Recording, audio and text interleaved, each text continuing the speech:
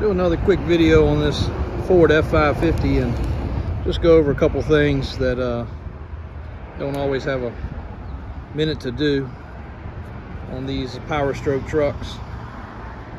A lot of times people don't realize they're power strokes because this one had a wrap on it and the logo's gone, but this is a 6.7 power stroke MPL 40, beautiful tow truck, which is getting ready to sell to a customer in West Virginia. Just finished getting it serviced. That's one of the things I wanted to point out. So we go over all the grease fittings. And the reason I say this, we still get people, even though we have zero problem selling basically any truck that we have. Just once customers come here and get familiar with our customer service and how we do things, you know, they're happy and they're comfortable. But anyway, long story short, the trucks sell themselves. But this truck went through a service which consisted of oil change, fuel filter change. All the grease fittings throughout the whole unit were greased.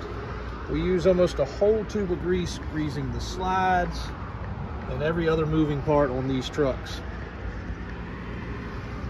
And my guys know I'm pretty pissed if they miss one.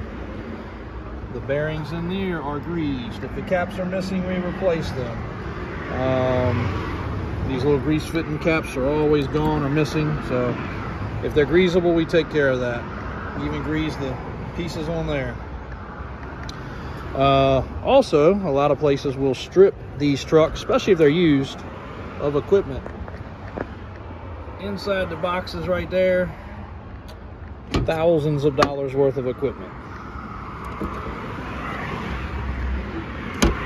We also make sure they have chains, straps, fire extinguisher, safety cords, cables, anything that's needed.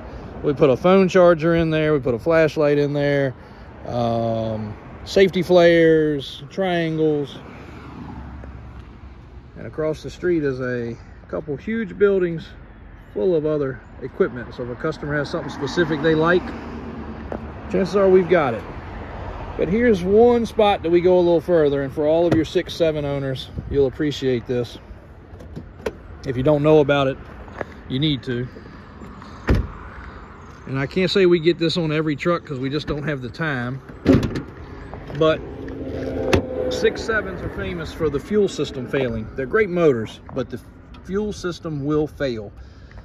These things have the filtration, which is great, but it's before the fuel pump, and the fuel pump fails and it shoots everything into the injectors. Then you're in for $6,000, $7,000, $8,000 for a pump and injectors, just for a bad batch of fuel or an unlucky day when it happens to happen. So we have a Ford technician in our shop that's been with Ford for over 40 years, that retired and came to work for us, and we installed this, everybody calls it something different, but devastation filter, disaster prevention kit, everybody calls it something different, but that taps into the fuel system, and as you can see, he does a very clean job and puts a filter in place for when the system fails, all the crap goes into the filter. So that doesn't make your pump not fail, but when it pump fails, and it's going to, it does not wipe out your injectors. So you spend a fraction of the cost. While he's doing that, he also goes in the back and replaces the CCV filter, crankcase ventilation. Most people have never heard of that.